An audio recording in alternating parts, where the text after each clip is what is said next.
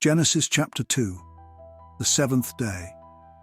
God rests thus, the heavens and the earth were finished, and all the host of them. And on the seventh day God ended his work which he had made. And he rested on the seventh day from all his work which he had made. And God blessed the seventh day and sanctified it, because that in it he had rested from all his work which God created and made.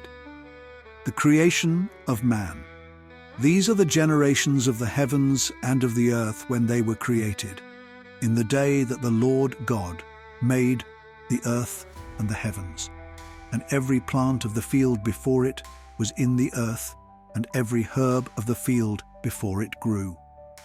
For the Lord God had not caused it to rain upon the earth, and there was not a man to till the ground.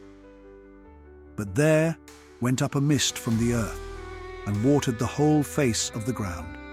And the Lord God formed man of the dust of the ground, and breathed into his nostrils the breath of life, and man became a living soul. The planting of the garden.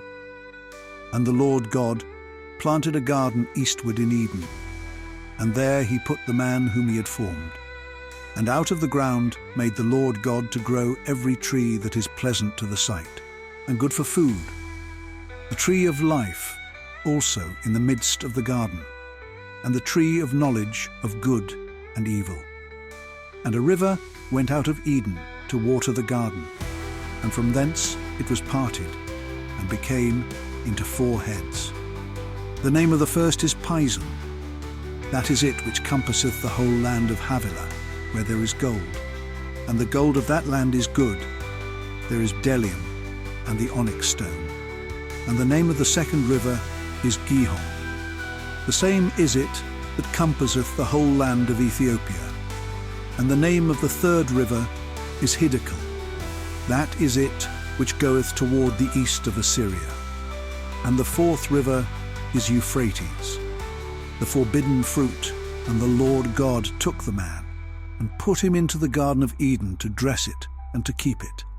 And the Lord God commanded the man, saying, Of every tree of the garden thou mayest freely eat, but of the tree of the knowledge of good and evil thou shalt not eat of it. For in the day that thou eatest thereof thou shalt surely die. Adam names the animals. And the Lord God said, It is not good that the man should be alone. I will make him an help meet for him. And out of the ground the Lord God formed every beast of the field, and every fowl of the air, and brought them unto Adam to see what he would call them. And whatsoever Adam called every living creature, that was the name thereof. And Adam gave names to all cattle, and to the fowl of the air, and to every beast of the field. But for Adam there was not found an help meet for him. The creation of woman. And the Lord God caused a deep sleep to fall upon Adam, and he slept. And he took one of his ribs, and closed up the flesh instead thereof. And the rib which the Lord God had taken from man made he a woman, and brought her unto the man. And Adam said, This is now bone of my bones, and flesh of my flesh. She shall be called woman, because she was taken out of man.